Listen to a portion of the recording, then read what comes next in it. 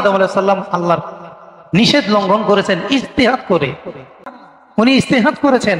শয়তান যেহেতু আল্লাহর নাম নিয়ে শপথ করেছে, আর আল্লাহর নাম নিয়ে তো মিথ্যা শপথ করা যায় না, তাহলে বোধহয় সত্য। আল্লাহর নাম নিয়ে শয়তান শপথ করেছে, তাহলে বোঝা যায় আদম আলাইহিস সালাম ইজতিহাদটা করেছেন আল্লাহর নামে শপথ নেওয়ার কারণে। ইবলিস যখন আল্লাহর নামে শপথ করে বলল, তখনই আদম আলাইহিস সালাম ইজতিহাদ করছেন যে আল্লাহর নামে তো মিথ্যা বলা যায় না, আল্লাহর নামে যেহেতু বলছে তাইলে সত্য। এবার তিনি সেই নিষিদ্ধ গাছের ফল খেয়েছেন, তাহলে ইজতিহাদ করে খেয়েছেন।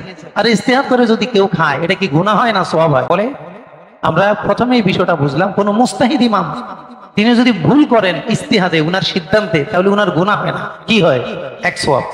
আর যদি সঠিক করেন তাহলে কয় সওয়াব? 2 সওয়াব। মুসা আলাইহিস সালাম কিপ থেকে দিয়েছেন এক থাপড়, এক থাপড়ে ওটা মরে গেছে। মুসা আলাইহিস সালাম কবিরা গুনাহ করছেন, এটা কাদের ভাষা? বেয়াদবদের ভাষা। মুসা আলাইহিস সালাম বনি ইসরাইলকে বাঁচানোর জন্য এখানে তিনি ইজতিহাদ করেছেন যে ওকে কিভাবে বাঁচাবো। বাঁচাতে গিয়ে ওই ফেরাউনের লোকটাকে একটা থাপ্পড় মেরেছেন। মুসা আলাইহিস সালাম ওকে মারার জন্য থাপ্পড় দেন নাই, ওকে বারণ করার জন্য থাপ্পড় দিয়েছেন। আপনি তো দেখছেন না থাপ্পড়ে মারা গেছে, মানে আপনি থাপ্পড় দিয়ে মেরে ফেলছেন। সালাম থাপ্পড় দিয়ে মেরে ফেলছেন না, তার থাপ্পড়ে মারা গেছে। মারা গেছে আর মেরে ফেলা এক না, এটা ইজতিহাদের জায়গা।